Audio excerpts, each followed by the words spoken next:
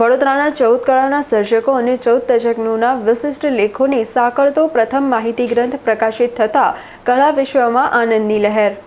સંસ્કારી નગરી અને કલાનગરી વડોદરાના આંગણે કેપીજી યુનિવર્સિટી વરનામા કેમ્પસ ખાતે તારીખ 8 ઓગસ્ટ 2026ના રોજ કલાનગરીના કલાકારો ગ્રંથનો વિમોચન અને લોકાર્પણ સમારોહ ધામધૂમથી સંપન્ન થયો હતો।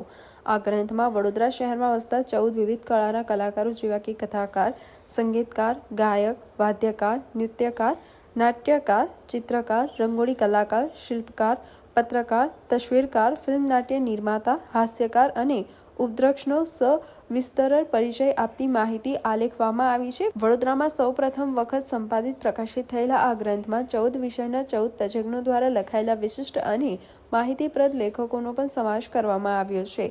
કાર્યક્રમના મુખ્ય વિમોચન અને ફેકલ્ટી ઓફ પરફોર્મિંગ આર્ટ્સના ડીન ડોક્ટર અજય અષ્ટપુત્રાએ વિમોચન વિધિ પૂર્ણ કરી પ્રાસંગિક પ્રવચન આપ્યું હતું। તેમણે આ સંપાદિત ગ્રંથને અવલૌકિક ગણાવતા આશા વ્યક્ત કરી હતી કે આ કલા ક્ષેત્રે જોડાયેલા સર્જકો અને અભ્યાસ કરતા નવા કલાકારો માટે આ પુસ્તક માર્ગદર્શન બની રહેશે। યજમાન કેપીજી યુનિવર્સિટીના રજિસ્ટ્રાર ચિરાગભાઈ પધારેલ મહાનુભાવોનું અભિવાદન કરી કેમ્પસની શૈક્ષણિક અને કલા વિષયક પ્રવૃત્તિઓની માહિતી આપી હતી। જ્યારે પંકજકુમાર ગોસ્વામીએ આ કાર્યક્રમને કલાનો મહોત્સવ ગણાવી આશીર્વચન પાઠવ્યા હતા।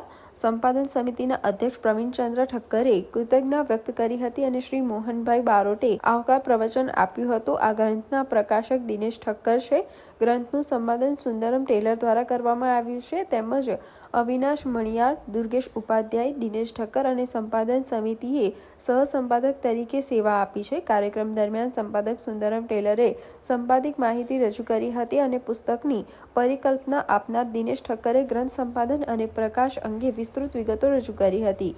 કાર્યક્રમનું સમગ્ર સંચાલન સુશ્રી શ્વેતાબેન જોશી દ્વારા સમયબદ્ધ રીતે કરવામાં આવ્યું હતું અને અંતમાં સહસંપાદક શ્રી અવિનાશ મણિયારે આભાર વિધિ કરી હતી। રેખાબેન ઠક્કરની પ્રાર્થના પ્રસ્તુતિથી શરૂ થયેલા આ સમારોહના દ્વિતીય તબક્કામાં હાજર ચુનંદા કલાકારો દ્વારા સુગમ સંગીતની મનમોહક પ્રસ્તુતિ કરવામાં આવી હતી। સમગ્ર મહોત્સવ ભોજન સમારંભ સાથે સંપન્ન થયો હતો।